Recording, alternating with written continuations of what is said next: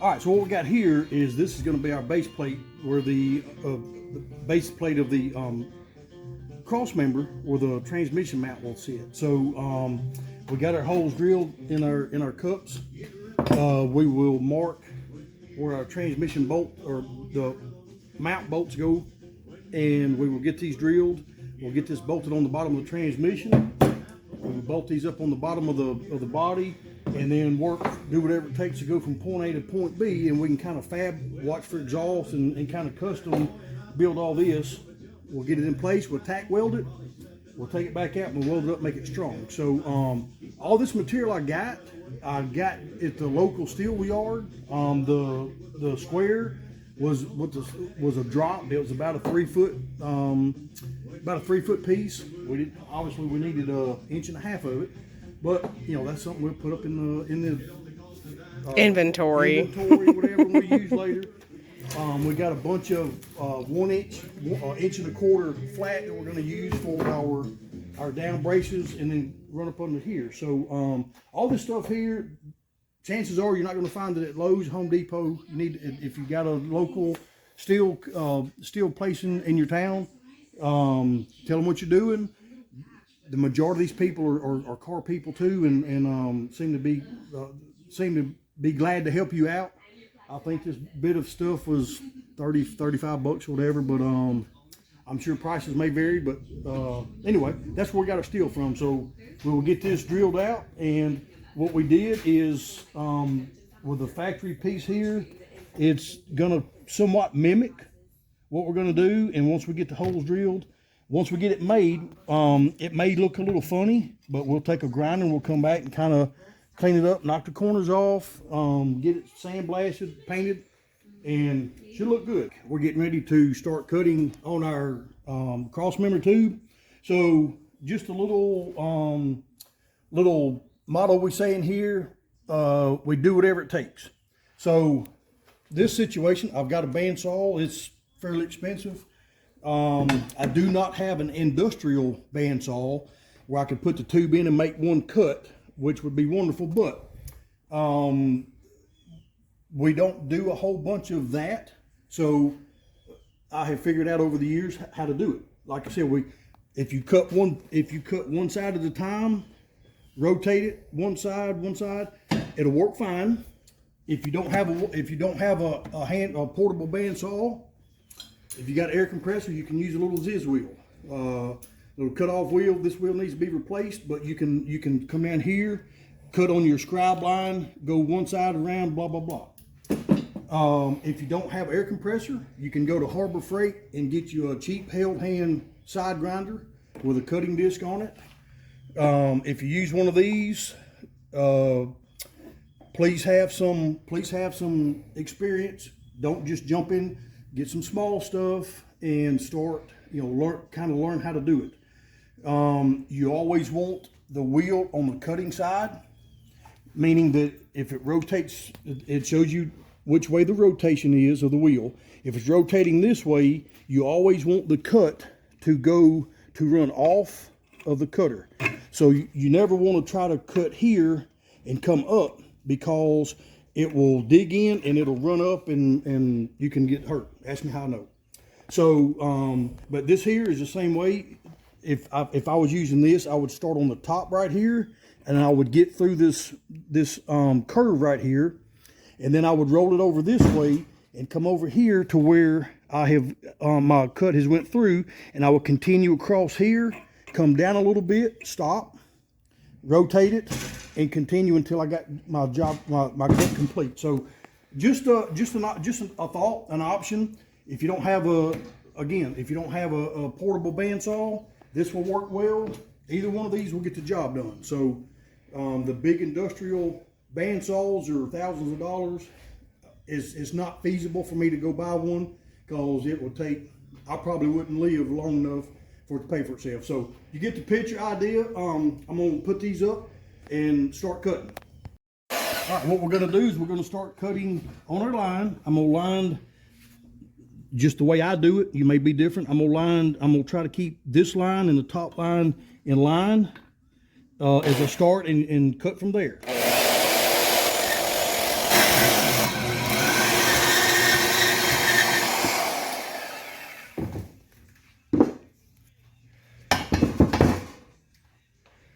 as you can see, we got a little piece cut. It's a little worn, but watch out for the sharp edges. yeah, we got sharp edges on it. But anyway, so if you'll take your time and just, like I said, just cut across the top, get your corner, and just kind of keep your scribed marks on where you're cutting and eyeballed with your blade, and just do one side at a time and keep rotating. Take your time. It'll be pretty. That's probably a couple thousandths off. Not as perfect as the industrial bandsaw would do, but we don't have one, so we did whatever it took. So we'll get this cut in half and go to our next phase. So what I did is I measured the factory height from the bottom of the original Crossmember up to the top here, come out 1.5 inches. So what I did is I measured from the bottom of our cup, came down 1.5 inches, and I scribed the line across here, and then obviously the same way there on both sides. So what we're going to do is we're going to cut, when we cut this line on both sides, we will cut essentially the center out. We'll have a cut for the left side, a cut for the right side. So I'll cut this real quick and we'll come back for the next step. We got a straggler we got to get rid of. We do. As you can see, I haven't drank my coffee this morning because I'm a little jittery, but you know. You don't even drink coffee. Well, that's right. I don't drink coffee. Well, I haven't had my dosage of caffeine today. Let's see. Eeny, meeny, miny, mo. All right, Einstein. What are you going to do now? I'm going to do whatever it takes for sure. I may have to try to do it. I may have to get you to do it because I'm left-handed and this is left-handed, and I don't know if I can do it right-handed. Let me see. I don't even know how to operate this thing right-handed. This is part of the job I like, where I can sit here and watch this thing.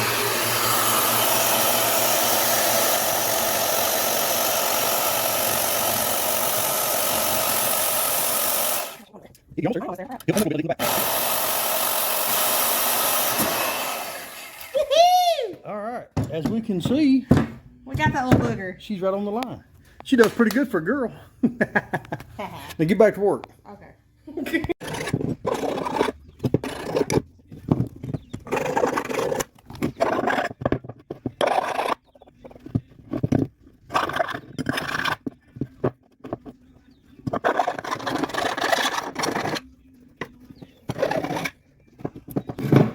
Don't take long to look at it. It's still a little hot.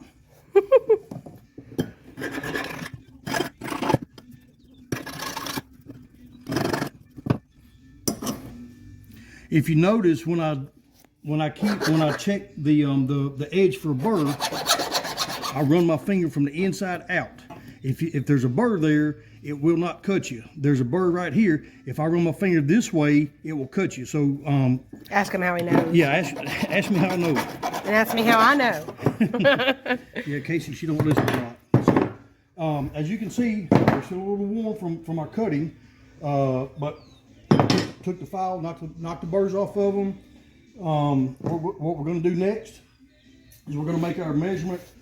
We're going to get our location. We're going to locate our hole here from the factory transmission mount, and we will locate and drill a hole here and here, and that will start our foundation, if you will, of the Crossmember. So we'll try to cool these off a little bit, get our holes drilled, and we'll be back. I heard Paul Harvey years ago talking about things that women shouldn't do, and one of the things I remember he said is women should never fry bacon topless. Well, one thing I advise not to do, and that's cutting steel with short pants on, because all that metal shavings is going in my shoe. Ask me how I know. But anyway, little food for thought. I hope you get a splinter with a metal part.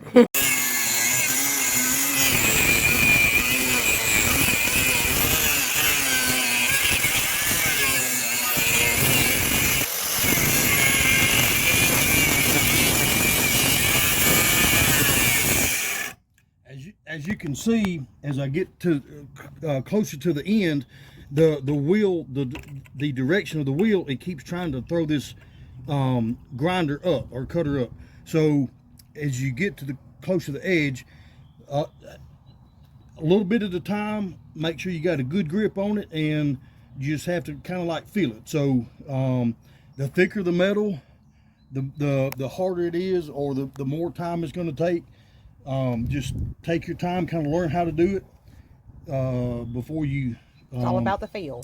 It's all about the feel. You just have to kind of stay calm and pay attention.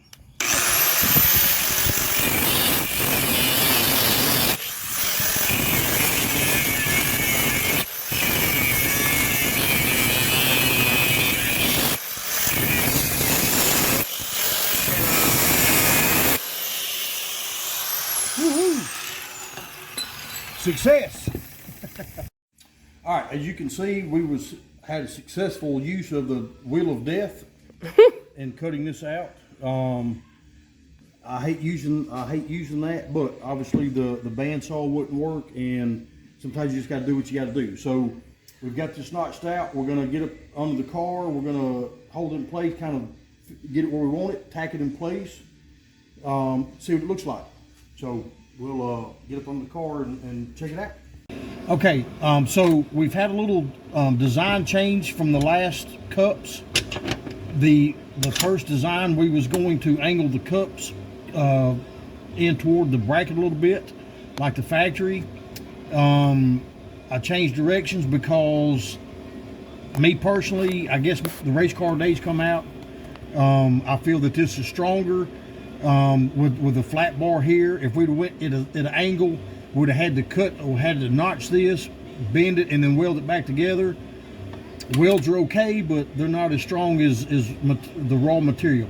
So what we've done is, from the factory, the passenger side was about a 1/2 inch up higher than the driver's side. So we have adjusted that for this notch here.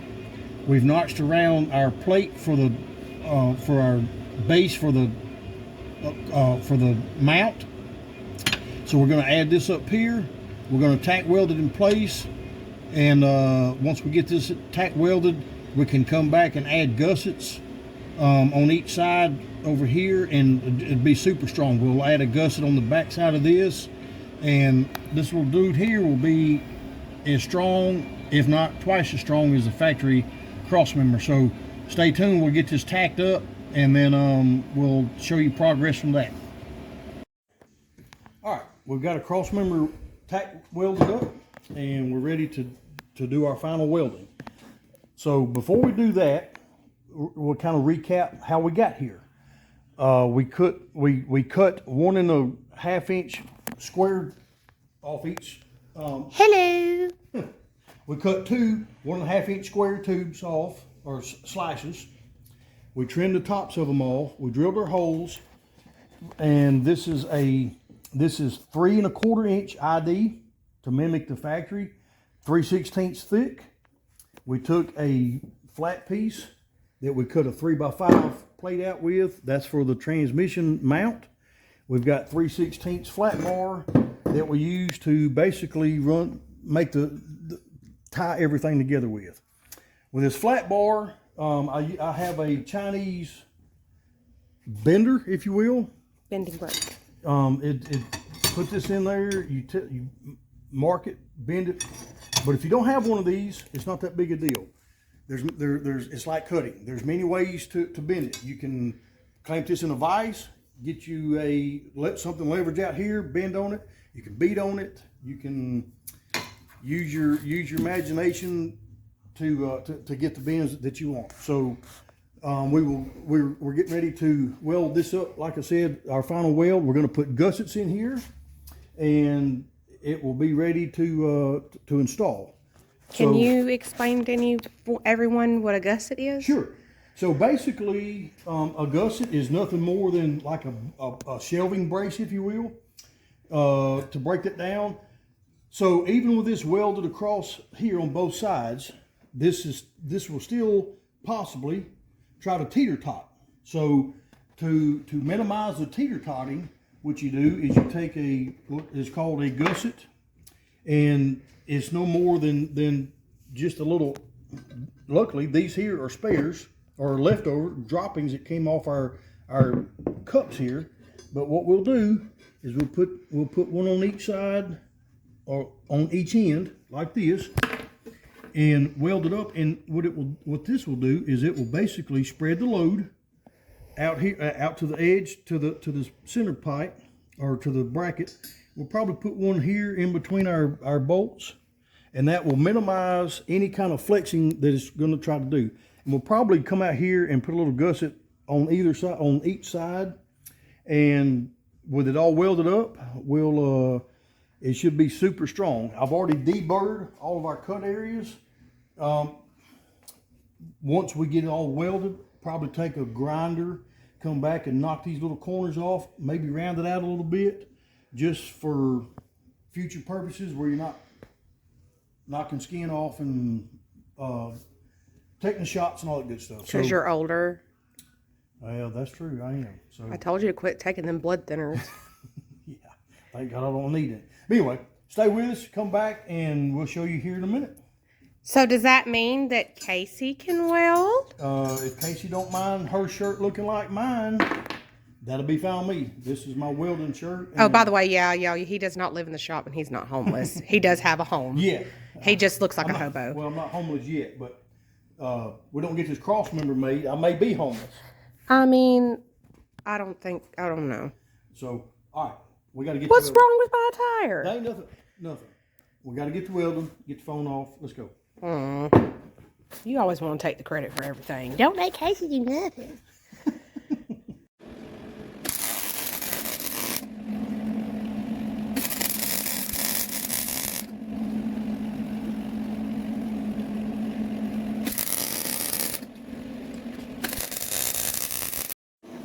All right, let's see. I did better than you. Yeah, that ain't too bad for a girl.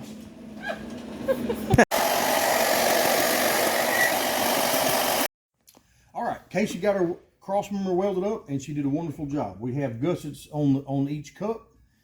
We've got gussets on our main place. We've got the corners grounded off and smoothed off, and this baby is ready to install. Now, what we did on these corners is we started with a grinding disc. The grinding disc basically takes off the majority of the material.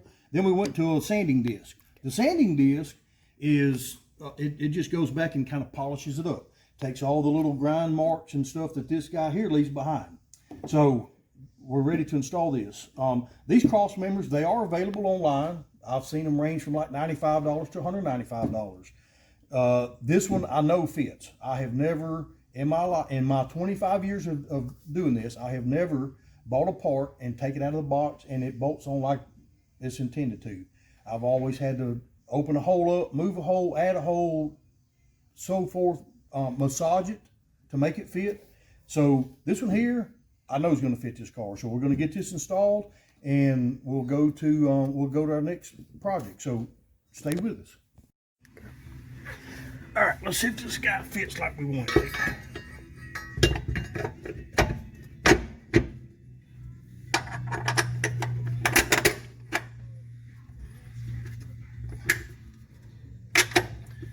There's that bolt.